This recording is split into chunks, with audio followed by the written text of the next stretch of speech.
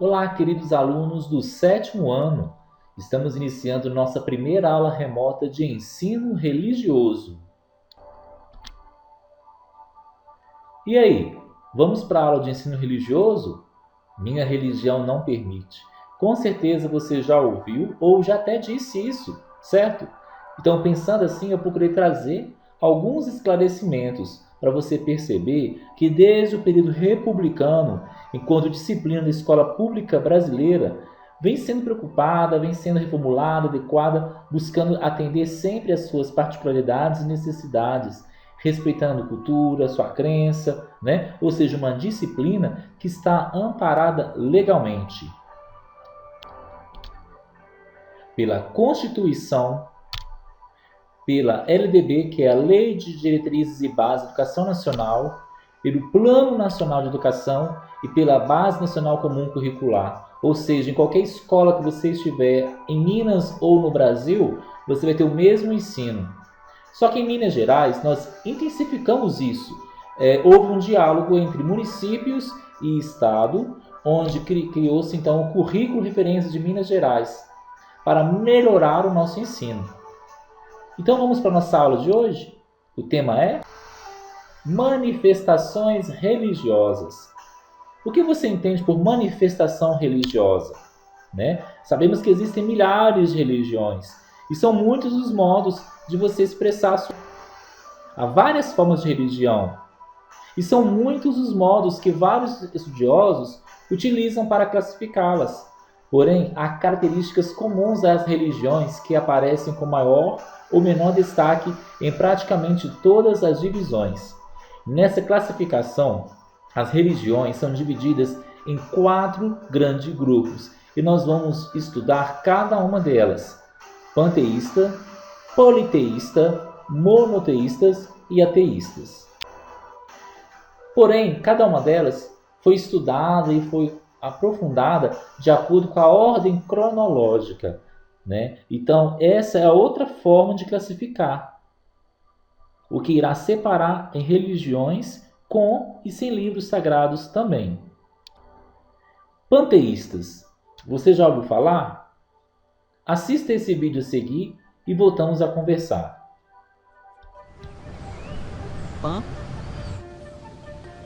Panteísmo?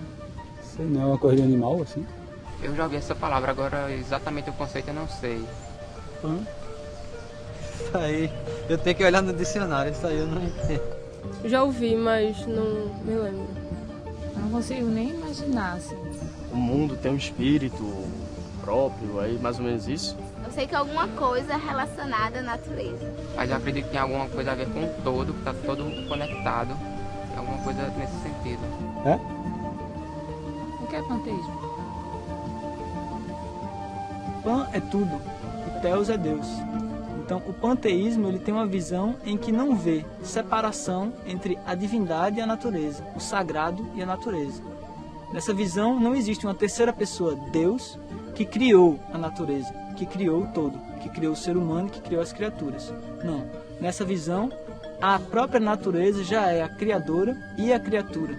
E assim, somos criadores, somos criaturas e somos divinos. Ou seja, o panteísmo, como você viu aí no vídeo, é a crença de que absolutamente tudo e todos compõem um Deus abrangente e imanente, porque o universo e Deus são idênticos. Sendo assim, os adeptos dessa posição, os panteístas, não acreditam num Deus pessoal, antropomórfico, criador, né? São ditos como as religiões primitivas, onde toda a forma de vida, toda a matéria, toda a energia, a natureza, o planeta, tudo ao seu redor é Deus. Politeístas. A religião, né, a crença em vários deuses. Então, muitas religiões, principalmente as da antiguidade, eram politeístas. Podemos citar como exemplo a religião do Egito Antigo, Grécia Antiga, Roma Antiga, né? Onde os deuses dessas religiões costumavam assumir diversas funções, e muitos deles com forças relacionadas à natureza. O funcionamento do mundo também é atribuído a esses deuses. Aí, quando vem o cristianismo, que é monoteísta, que já assim nós vamos ver, essas religiões perderam a força. Aí eu trouxe uma imagem, né, representando então essas religiões monoteístas. Percebam aí nas pinturas, nas ilustrações, tudo então enaltecendo a cultura, a agricultura, né, a essa divindade, né, a essas divindades, melhor dizendo. Monoteístas. Nós podemos perceber que o monoteísmo então se originou a partir da junção de várias palavras gregas monos, por exemplo, único, né, e theos, Deus. Ou seja, então, o monoteísmo domina mais de uma metade da humanidade, a exemplo do cristianismo, cujo Deus é Jesus, e do islamismo, onde Deus é o Alá.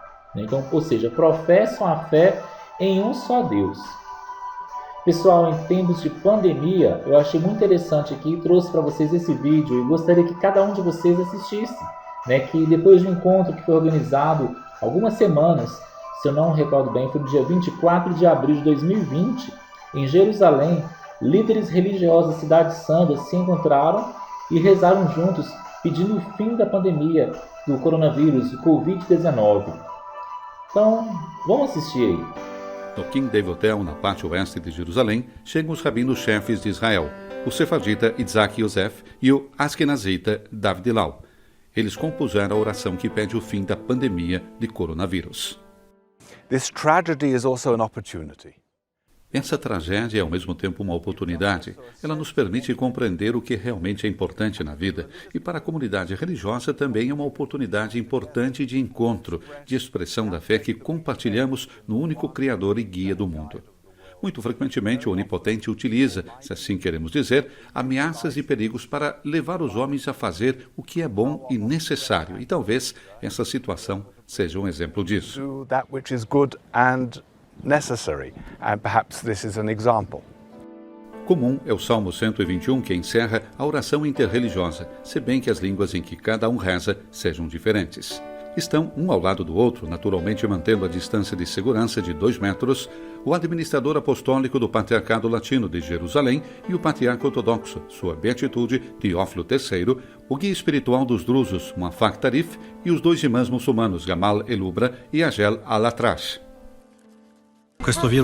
Esse vírus não conhece confins políticos, de raça e religião e conseguiu fazer algo muito raro, sobretudo aqui em Jerusalém.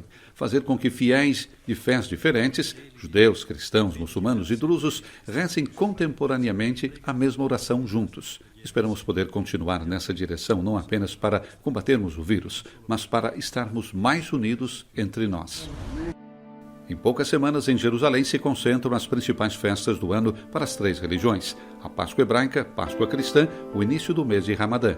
O que também une os fiéis do único Deus é o compromisso em adaptarem suas tradições e liturgias às restrições anti-contágio.